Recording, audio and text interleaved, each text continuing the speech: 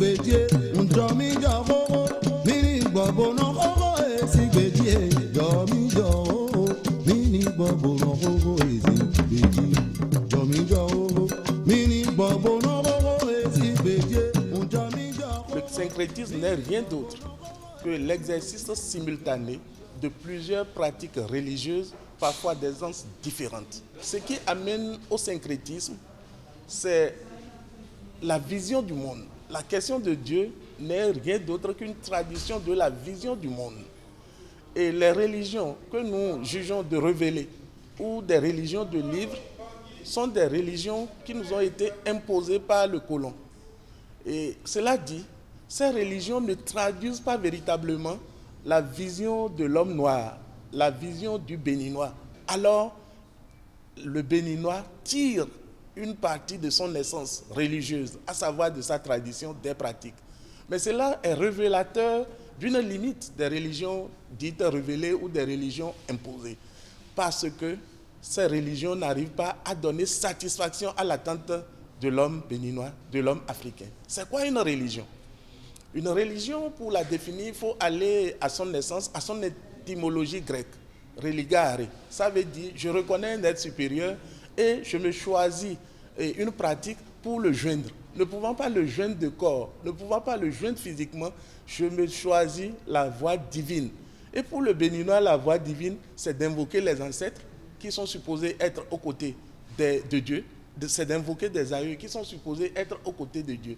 C'est aussi la même chose du point de vue catholique ou du point de vue musulman. Parce que eux aussi, ils ont des saints. Pour l'Africain, son saint, ce sont ses aïeux.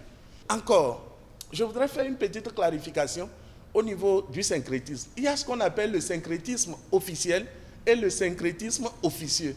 Même quand vous allez de façon officielle, il est souvent évoqué le christianisme de l'Orient, le christianisme de l'Occident, le christianisme africain. Ça veut dire on y ajoute toujours à la religion, au christianisme de départ, on y ajoute une pratique culturelle, une pratique endogène. Et c'est ça le christianisme africain. Et quand vous voyez aujourd'hui, la plupart des anciennes religions catholiques sont en disgrâce, sont en disparition. Vous prenez le catholicisme aujourd'hui évolue en peau de chagrin.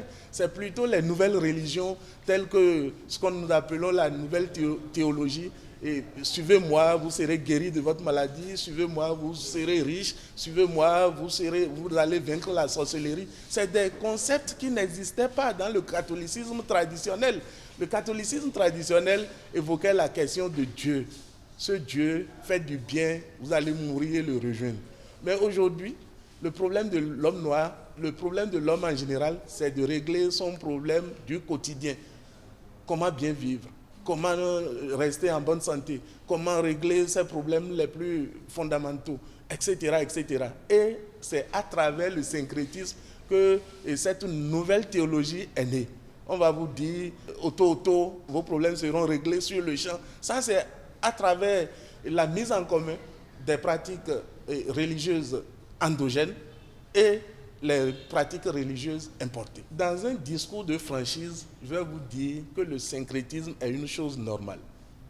En sociologie, on désigne un événement de normal, une action de normal, lorsque l'action est pratiquée par la moyenne partie de la société.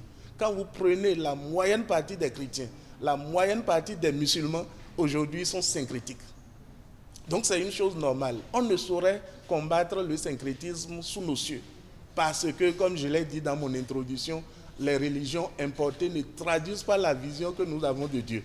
Les religions importées n'arrivent plus à régler nos problèmes. C'est ce que nous appelons dans les théories de contre-acculturation le retour à l'authenticité. On se dit, quand vous prenez, je l'ai dit tantôt, il y a un syncrétisme officiel. Vous arrivez dans n'importe quelle église, les rythmes qu'ils jouent, les chansons par lesquelles ils évoquent Dieu ne nous sont pas importés.